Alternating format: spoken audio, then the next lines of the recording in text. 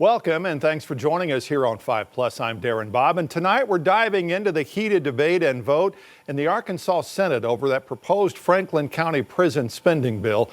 You're going to hear from lawmakers on both sides of this debate, along with the vote that ultimately decided the bill's fate. Here's what happened.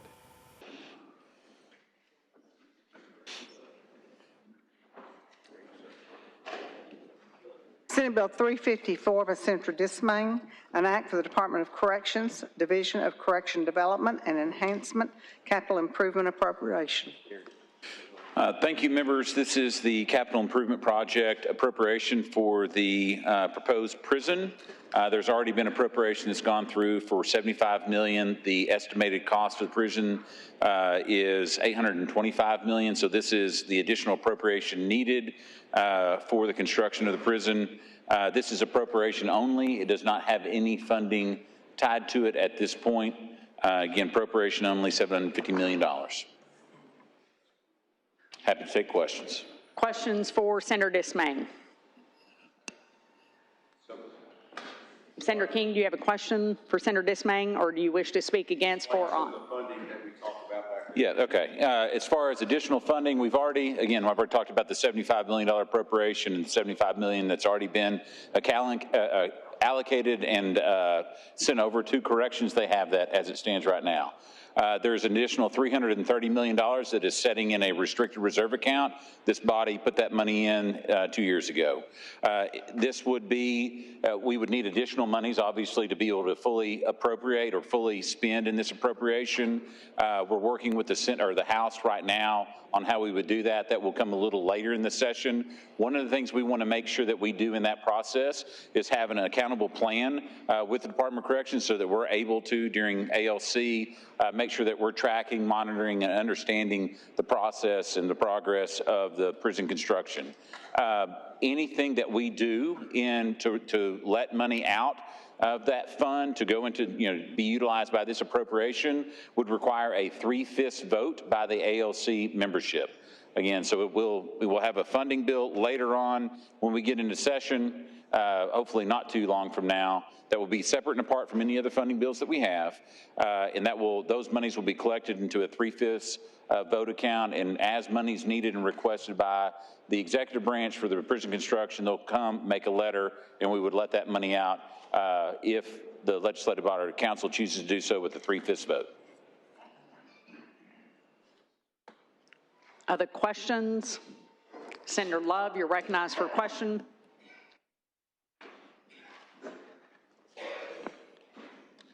Thank you, Governor. Senator Dismain, help me understand this. This appropriation is for $750 million, is that correct? Correct. All right, we've already provided the $300 million or $330 million, or is that?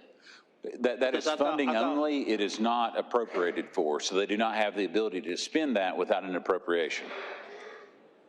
Okay, so we provided them an appropriation. Not appropriation, funding. Funding last year for $330 million. That's correct.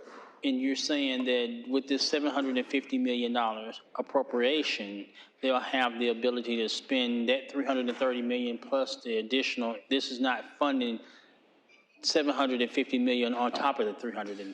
No, that's correct. This is if you have a capital project, the state has a capital project, I should say, that we want funded. You are supposed to file an appropriation for a capital project in the amount of the anticipated construction cost. That's what this is. It is only a vehicle to spend the appropriation threshold. On the second part of that, you have to fund it. Funding is typically a 51% vote threshold. And so we as a body will dictate how we want to fund this prison. So we may do some set-asides, restricted reserves. The vehicle that we've used in the past, in the 330, is a restricted reserve account that can only be used for prison construction that requires first a letter from the governor and then approval of 3/5 of the legislative council for money to be let. So what I would anticipate as we move through the construction process, or the state moves through the construction process, the governor will issue a letter requesting an amount for that stage of construction. We will review what's happened. We'll see what's going to happen in the future, the best of our ability, and we'll choose or not choose with the 3/5 vote to let that money be utilized and be spent by this appropriation. Thank you. Anyone else? Any other questions for Senator Dismang? Okay. Seeing no other questions, anyone wish to speak against, for, or on? This has already been spent. Senator King, you're recognized to speak against. Thank you, Madam President. I appreciate Senator Dismang going through the process.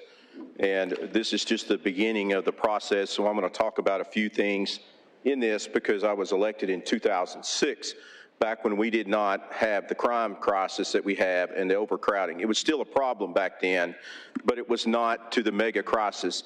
And I've learned in life, and it's like my grandfather taught me, there's the deal and there's who you deal with.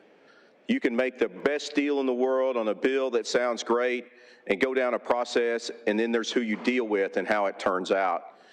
And basically what happened was when Governor Beebe got in budget trouble, as any governor would do, tries to look at saving money, he started letting people out of jail, prison, that shouldn't have been let out. It was called the Public Protection Act. You can go through this handout right here in 2011. But the Public Protection Act was not about protecting the public. It was about letting people out of prison that should have never been let out of prison. They should have stayed. But once again, it comes down to money. Every decision we talk about down here comes down to money. This is what Senator Dismang talked about, was basically the process for the money for this. But in 2011, as you go through the handout, you can see it did not protect the citizens. You can see that violent crime continued to go up significantly in every part of the state. You can see in 2015, Senator Jeremy Hutchison comes in with his big ideas, and you can see through the bill title that it's going to protect the public. It's going to reduce crime, reduce overcrowding. Once again, what got promised to the citizens? That never happened. We spent millions on a consultant that was going to tell us all these great things that was going to solve these problems, and wasted millions of dollars. You can go through the handout. Arkansas prison population among the fastest growing. Inmate growth outstrips prisons. With prisons over capacity, earlier approval released for more than 700 inmates. At that time, some of these legislators were getting on the Board of Corrections, and it really wasn't their fault, because they were not funded correctly with the money to take care of the problem and the issue by people in this body and governors.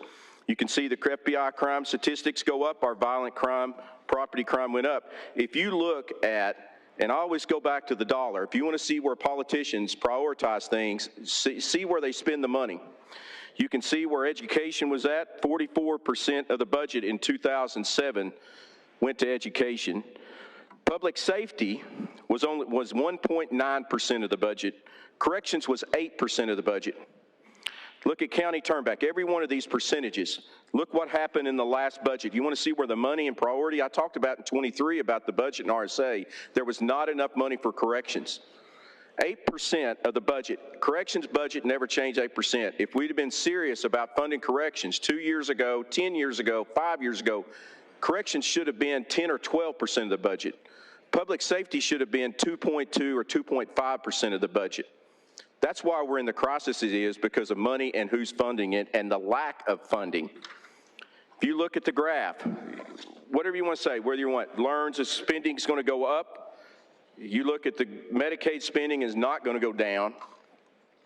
Corrections and all these other ones have stayed flat, which is essentially a cut. Our county turnback, city turnback dollars as a percentage is less than when I first come in. That's actually a cut to our cities and counties because the cost of everything going up. Medicaid was the big winner in it, 24% to 32%. Our state budget's like a balloon. It's pretty simple. You expand in one area, you're going to contract in the others, and that's what happened. So when this process started in 2017, I proposed that if you went to corrections, got sentenced 4 times, you serve 80% of your sentence. It was time to get tough on things and provide the funding. At that time, we passed the bill out of the Senate. Governor Hutchison opposed it. We got down at the end of the budget, we do with the funding and everything. I proposed at that time Amazon was remitting the internet tax voluntarily. They estimated it's probably 4 or 5 times that now as a revenue stream to take care of this problem. But that was rejected by many of the members here. Once again, if you're not going to appropriate the money, then what you say out does not matter. So when this process started on the prison part, I can tell you that the $470 million figure for 3,000 beds was a total farce. That's $156,000 per bed. And folks, I know I'm talking a lot and we're doing it, and hey, it's early in the day and we're going to get a lot of the talking out as we go through the process, and I won't have to repeat these things. $156,000 per bed, irresponsible, farce, never would happen. Other states that even started pre-COVID price explosions were much more than that, $285,000. Utah was going to build a prison for 500 and something million. It wound up being almost $1 billion. Let me tell you something, folks. You can talk about process, 3/5 votes, whatever you want. You get in this process, once you get down this path with these mega prisons, Utah, Alabama, every one of these mega prisons are mega financial disasters. Every single one of them. Just look at Alabama. Look at Utah. You want to see what the real problem is in our state, where it's coming from? If you'll look at this, when it comes to inmates and incarceration and county jail backlog, 8 counties contribute 2 out of 3 inmates to incarceration and county backlog, according to Board of Correction facilities. Benton, Washington, and Sebastian County alone contribute almost 1 out of every 4 inmates to incarceration. Look at the figures. What is really happening here is you have counties, we have Board of Corrections facilities in Pulaski County and Jefferson County. The 8 counties are Pulaski, Jefferson, Faulkner and Saline, Sebastian, Crawford, Benton, and Washington County. Pulaski and Jefferson already have Board of Correction facilities. And I will say this, I've told the people in Northwest Arkansas, we got to build them up there. That's where the population growth is, somewhere up there. But what has happened is, in my counties, we pass jail taxes and make sacrifices, either that in the budget, to fund these jails. And this wouldn't be as bad a crisis had these bodies, and many of you, been funding corrections to 10, 12% of the budget and up public safety to 2.5%. But police officers and that, they don't fund big PAC checks and money to contribute like they do in these other areas like Medicaid. That's just the truth of it. If you look at where the process went to this facility, I said all along $470 million was never going to do it. Board of Corrections came out with a consultant that said $1.2 billion last year. Now we've jumped around like a frog on a hot rock. Every time the rock gets hot, the frog's got to jump. We went from $470 million, now we're at $825 million, even more, with no details or specifics. This part of Franklin County, it is in Senator Subfield's district, not my part. There is no way you're going to get 800 people to work out there. That is so ridiculous. It wouldn't matter if it was Texas Instruments building out there. No company employing that many people would look at a location like this. I'm a real guy. As I said, there's the deal and there's who you deal with in this. Look at all the promises that we've made, jumped around on millions of dollars, no specifics. If a school did that for a building, you'd want them investigated. Let's talk about Joe Porfiry. First off, he says to this body, legislative, that the community needs to embrace it. That happened? No, that didn't happen. You know, he doesn't care about that. He says one thing in front of a committee, doesn't matter. You know what else he said? He said, well, the road structure's fine. The highway department came back and said no. When you do a construction project of this thing and you're talking concrete trucks, cranes, and everything like that, you're going to have to redo a lot of these roads before you even get started in the process. They never even called the electric cooperative and find out what it took to get power in there. This place is on a mountain of rock. There's no water. You're literally conceivably trying to build a 3,800 population city way out in the country where there's no road infrastructure, no water, no sewer, nothing. Didn't even call the electric cooperative. There's a guy in the construction said, I wouldn't let my wife build a she shed in the back without checking that out. That's how incompetence level that this really is. If you want to go to really who we're trusting in this, if you want to really keep going in this, Joe Porfiry at the April meeting in 23 up in Batesville, I got the transcript of it finally, said we were going to expand Calico Rock, where you already have 100% staffing up at Calico Rock, 525 beds. They were going to have to up it from the $75 million to $115 million. Joe Porfiry shut that down. That decision alone, folks, cost taxpayers $40 to $50 million more dollars in building in this mega prison, mega financial disaster when you talk per bed. We could have been 525 beds already 2 years down the road had Joe Porfiry not shut down. I'll share the transcript of the meeting. That's what we're getting into right now. When you start this process, going down there and look at what else happened. This has been riddled with lies, deception, and gross incompetence. And you want to trust people like this that make a decision? The Calico Rock expansion was a no-brainer. Easy decision. You know, they'll sit there and say, well, what are we going to do if we do nothing and not get nothing? That's ridiculous. I've heard that threat all the time down here. We've got other options, and I would love to have the Senate floor debate at some time, my option versus the other option.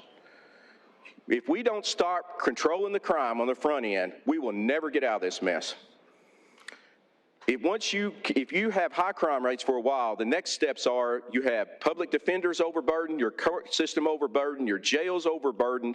The only way to financially get out of this, instead of this financial death spiral that what one side wants to go down, is to reduce crime before it even happens. Because once you reduce crime before it even happens, you save so much money. Because if you have a high crime rate, which we already have a high incarceration rate, embarrassingly, once you arrest somebody, you have to haul them to jail. You take them to jail. Guess what? They have a booking. They have a stay in jail till they either get bonded out or stay to their court date. They have a public defender in the process. Then they have a court date. And then they get sentenced to incarceration that cost us. And then you turn around and have to rehabilitate them. And then turn around and have probation parole, which we're not funding. They are overworked and overburdened and underfunded. And they will be 5 years from now. This, keeping people that have the serious crimes in prison, yeah, it's going to help out some, but it will not step into the crime rate. Little Rock is 7,500 officers short right now. We need to be hiring public safety officers and paying our public safety people and these officers more and get more people in and doing positive situations out here to actually reduce the crime. That is the only option that we have to get out of this. Going down this mega prison, mega financial death spiral built upon lies, deception, and gross incompetence is not the first step in the process that we should do. We will never get out of that. The other part of my plan is to help county sheriffs and equalize the pay and deputies so they're not losing. Every county out there, all 75, county deputies make less than cities. My plan will actually equalize that pay and let them keep from losing deputies. So many times they pay for the training 2 or 3 years later, they're gone to a city or somewhere else. There are a lot of things that we can do, folks, that we need to debate and look at before we step into this mega prison, mega financial disaster, death spiral that we're going to go into. Let me add, the 3 counties I mentioned, Benton, Washington, Sebastian counties that contribute almost 1 out of every 4 inmates, they're not passing jail taxes. Every one of my counties, Senator Stubbsville, Franklin County, passed a jail tax. Is this a crisis with state backlogs? Yes. But it's only when they don't pass jail taxes, we're going to let these 3 counties continue to run over us with prisoners. Why would any county in the future pass a jail tax expansion or new jail? Why not just do like Benton County? Keep dumping more people in the state system. This will bankrupt us, just not in this process alone, which has never been explained. I cannot imagine letting go of almost $1 billion without any detailed specifics. The reality is this prison for the amount, if you look at other states and everything, whatever they want to promise, you know what? They'll be lucky to be 2,000 prisoners up there in 6-7 years. You'll be lucky to have 400 or 500 people working up there. You look at 2,000 prisoners with the amount of money, that's 400 and something thousand per bed. There are a lot of options that are better than doing this. And for Joe Porfiry to shut down that Calico Rock expansion literally cost taxpayers $40 to $50 million more that we could have expanded right then rather than go down this path of this mega prison and cost us more money. So I'd ask for a no vote, and let's stop this process and look for a more physically responsible way that's actually going to lower crime.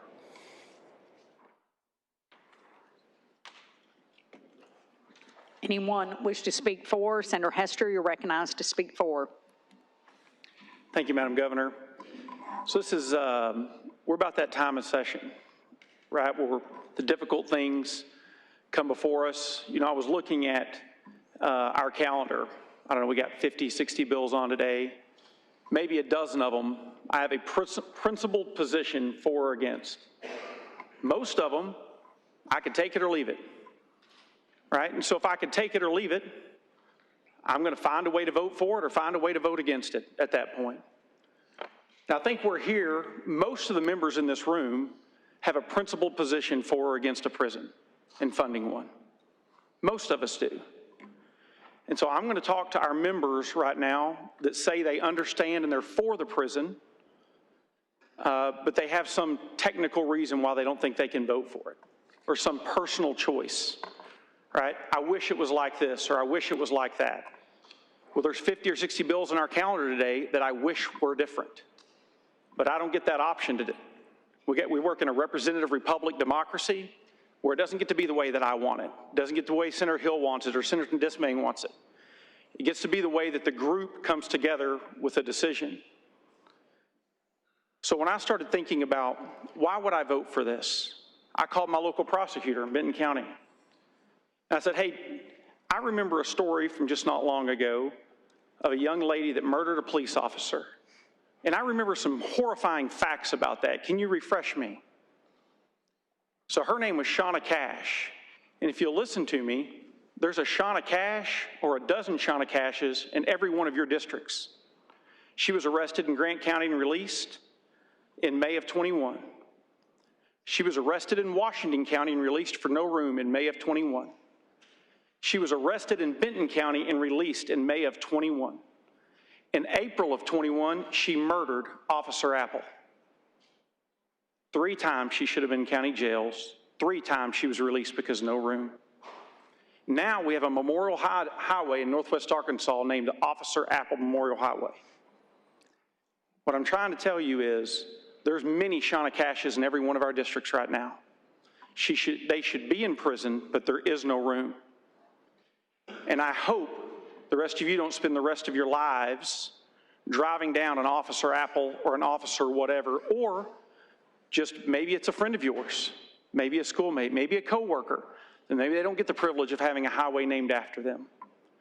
But I'm telling you, the Shauna Cashes are in every one of our districts right now. Every one of us know it. We've got to have room, and I'm begging you to not have something horrible happen in your district when we could have made a difference today. I'm asking you to vote yes. Anyone to speak against or on against? Senator Payton, you're recognized. Thank you, Madam President. Colleagues, I'm all for a new prison. I think we need more prison space. I think we need more beds. I think we've had that problem for years, as demonstrated by Senator Hester. But I had an employee that stole money, and we prosecuted her, and she was sentenced to prison, and they said there's no room to put her in the prison. And I called up there at Newport, and there's plenty of room in the prison. They didn't have a staff. I think I remember a few months ago when our governor took the reins of the state of Arkansas, that she had a pretty good dust-up with the Board of Corrections about expanding prison beds, adding prison beds. And the dust-up was because the Board of Corrections was saying, we don't have the staff. They had the building, they had the bed space, but they didn't have the staff. Now, I've been in business all my life, and location, location, location. And I don't have a dog in the fight up there in Stubblefield's district. It's not going to bother me if he's got a good place to put it and the people don't want it. But if we're putting it, if we're fixing a vote on an appropriation for $750 million because we decided we want to build a 3,000 bed prison, then we need to figure out where in Arkansas we have the logistics to support a 3,000 bed prison. And if Arkansas is a rural state and we want to put the prison out in a rural area, then maybe we should build 3 1,000 bed prisons. Senator Irvin and I are very familiar with Calico Rock. The people in Calico Rock wanted it. And it's been doing great in Calico Rock. But we didn't go up there and try to build a 3,000 bed prison. It's 500 or 600 beds, and it could probably handle an expansion. What I'm saying is, this is not a good plan. It may be a great location for a smaller prison, but there's no population to support an 800-person workforce, from what I understand, in this area. I think we should be considering where you're going to build it. If you're going to build a 3,000 bed prison, then that's going to narrow down your selection sites. If you're going to build 3 1,000-bed prisons, then you can probably stick them out in the middle of nowhere and get away with it. But I can't vote for this appropriation. I understand it's appropriation and it's not funding. But it's a bad business decision. And I'm not going to be responsible a year or 2 years from now when we spend $750 million. We got the most beautiful, up-to-date, modern facility. We came in under budget and nobody to work there. To speak for, Senator Boyd, you're recognized. Thank you. I didn't prepare remarks, but I feel like there's some things that can't go left unchecked. So first of all, we have prisons and we have jails. Jails house county inmates and they house state prisoners temporarily. So if it were all up to the counties, why would we even reimburse jails for state inmates? And the answer is simple, because they're state inmates. This body, the House, they make the laws, they determine the rules of what is a crime. These bodies determine what the punishment is. And so at the end of the day, it's not the county, it's the state. Those jails are there. So these sheriffs up here, they deserve better. We need to vote for this thing. And then finally, when it comes to workforce, I just have something simple to say. You know, I observe every day people drive from one community to another. They choose to live one place, they choose to work another, because that's where the job is.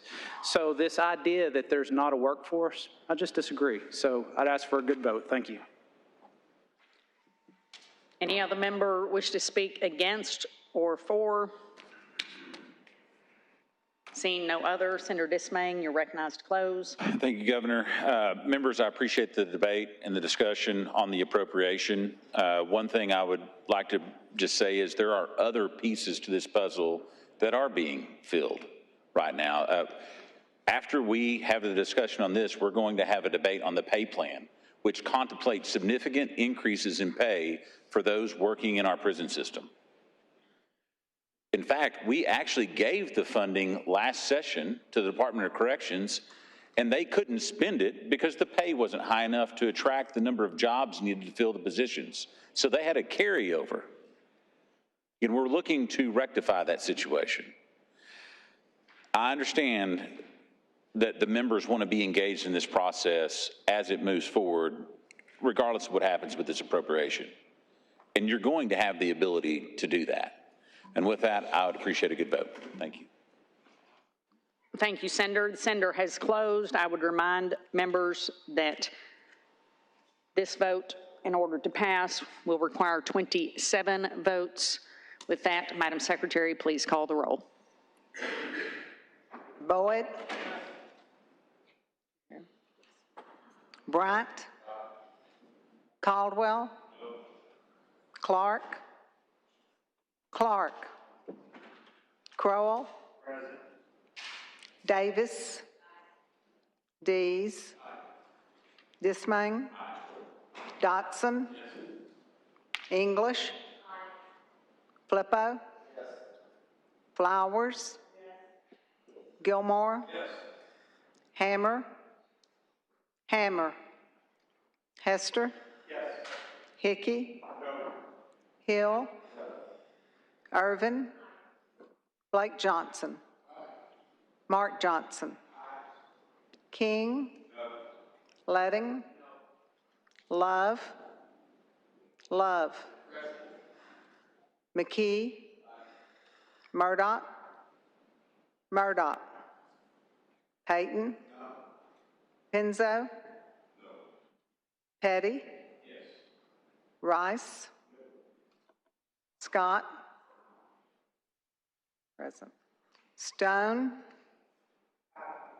Stubblefield. Sullivan. Tucker. Wallace. Any senator who did not vote or wishes to have your vote changed, I believe that Senator Hills was inaccurately recorded as yes, but you wish for it to be no. Is that correct? Thank you, Senator. Other senators who wish to vote who did not vote? Senator Murdoch, present. Any other senator? Please check the board. Seeing no other, please cast up the ballot. By a vote of 19 yea, 10 nay, 2 not voting, 4 present, Senate Bill 354 fails. In response to this, Governor Sarah Huckabee Sanders' office stated in part that she will, quote, continue to work with the legislature to get this appropriation passed. And as always, we'll keep you updated right here on 5 Plus. Thanks for watching 5 Plus.